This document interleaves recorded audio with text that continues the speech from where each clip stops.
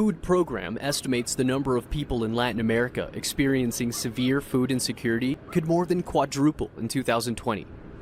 In Brazil, which ranks second in the world in the number of COVID-19 infections, a federal stopgap welfare program has made significant progress in curbing extreme poverty during the pandemic.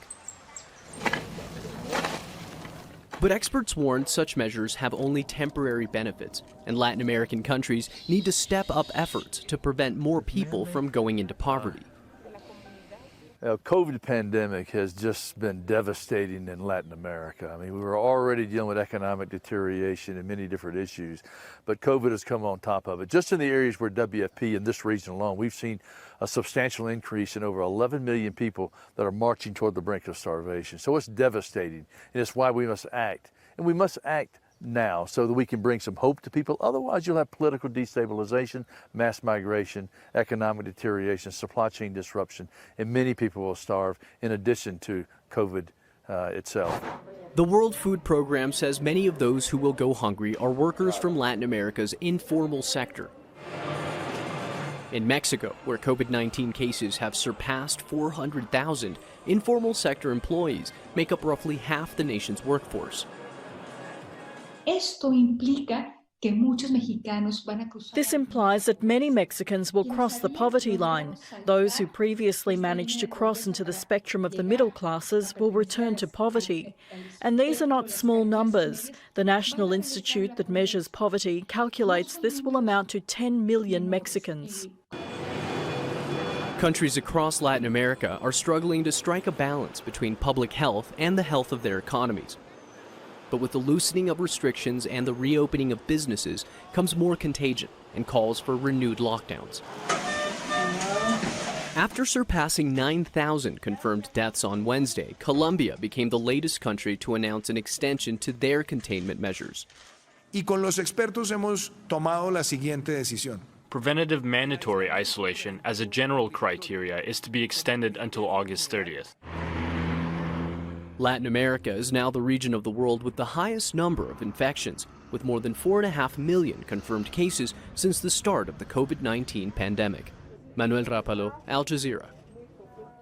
More of 8 months, a pandemic, a mortal virus, and you can hear me. Good afternoon, public. Thank you for coming to the TEDx event or see the video because the pandemic, another situation about the virus that we already know.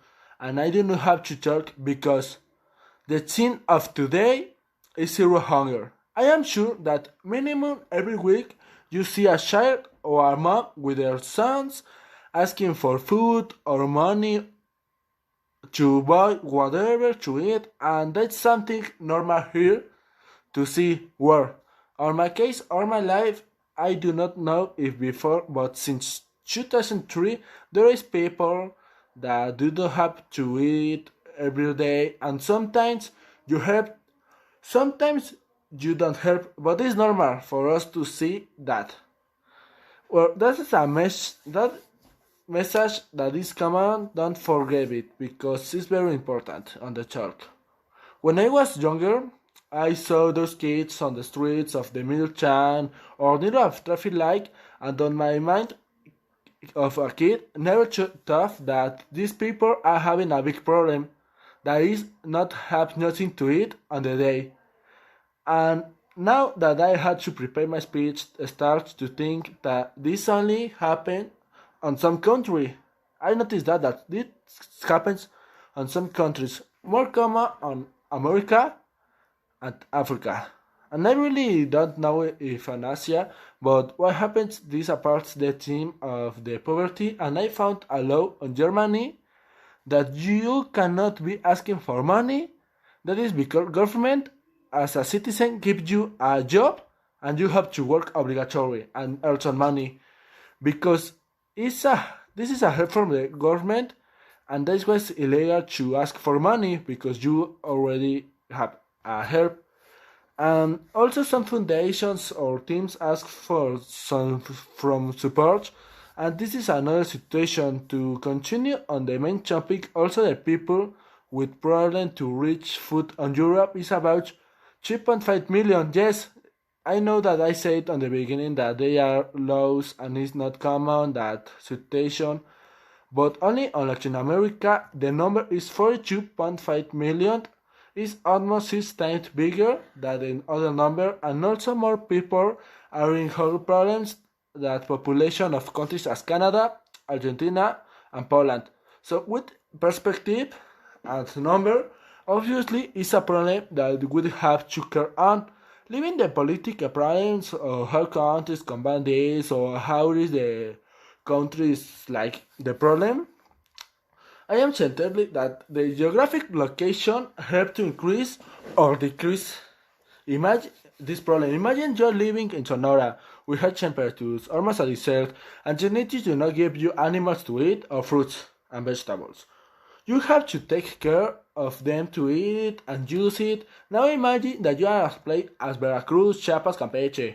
Many fruits, the weather is more acceptable, natural water, the natural give you fish, many fruit and vegetables. The care of those fruits and vegetables is not necessary. The trees drop it as the coconut or bananas. So without exportation or importation products, which place better to live? Sonora or Veracruz? I am sure that you say Veracruz. I think the same. Well, if you say Sonora, it's okay, but you like to suffer a little bit. And the same happens with the countries. Depending where they are, have more or less help from the nature. And obviously don't solve the problem, but helps a lot that a normal person can get their food themselves without buying expropriate products. Now, I have a question for you. It is personal the as well. Have you ever given some resources to a person on the street that asks you? Every person who is listening me had a contact with those people. Obviously, you have already a contact with those people. Could be on a foundation, personal decision, pantries, after a network, and on a local way, you help to someone to eat for a day or a week, but not more than a month. And I'm asking myself, how we are going to reduce that problem? It's a huge problem, a huge number of people that needs a really good solution, and I don't have the idea. I had been thinking that all week and I don't have anything. All the main solutions they were already done and the number is increasing. So I hope on a future instead of increase will decrease. To conclude and finish today's event or video on the new way because coronavirus, I really thank you to study about the topic because I can open the eyes and realize how lucky I am, and more with the quarantine these 8 months or more than 215 days, I have something on the refrigerator to eat, and I hope you have the same case and the same rationality of be grateful with the opportunities that you have. Really be thankful and thank you for seeing me.